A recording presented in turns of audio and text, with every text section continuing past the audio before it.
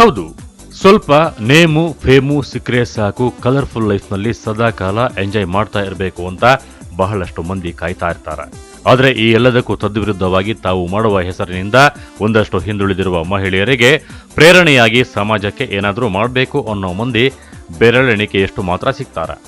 ಈ ಫೋಟೋದಲ್ಲಿ ಧರೆಗಿಳಿದ ಅಪ್ಸರೆಯಂತೆ ಕಾಣುತ್ತಿರುವ ಈ ಸುಂದರ ಯುವತಿಯ ಹೆಸರು ಡಾಕ್ಟರ್ ಇ ಭೀಷ್ಮ ಅಂತ.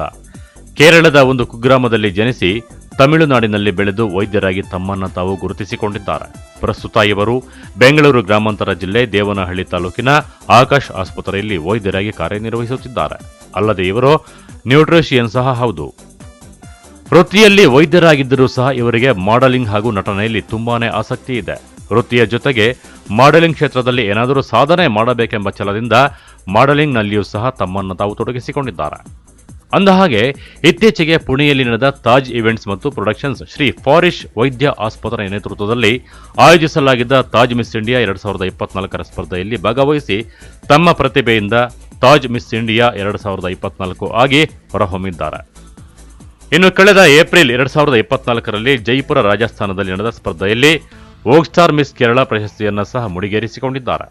ಮಾಡೆಲಿಂಗ್ ಕ್ಷೇತ್ರದಲ್ಲಿಯೂ ಸಹ ತಮ್ಮದೇ ಆದಂತಹ ಛಾಪನ್ನು ಮೂಡಿಸಿದ್ದಾರೆ.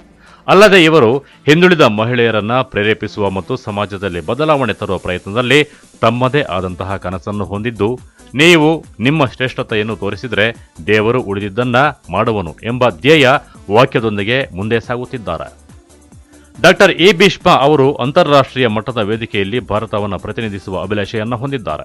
ಆರೋಗ್ಯ, ಕಲ್ಯಾಣ ಮತ್ತು ಸಬಲೀಕರಣದ ಸಂದೇಶವನ್ನು ಹರಡುವ ಬಹುದೊಡ್ಡ ಸಂಕಲ್ಪವನ್ನು ಹೊಂದಿದ್ದಾರೆ. ಇವರ ಅಭಿಲಾಷೆ ಬಹುಬೇಗ ಈಡೇರಲಿ ಎಂಬುದೇ ನಮ್ಮ ಆಶಯ.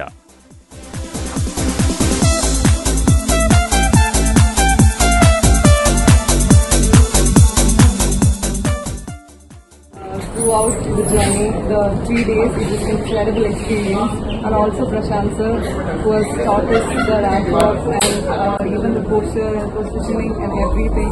It was so amazing, such an amazing experience it was. I'm really thrilled and out of words. I feel it's such a surreal moment right now. Thank you so much. Thank you.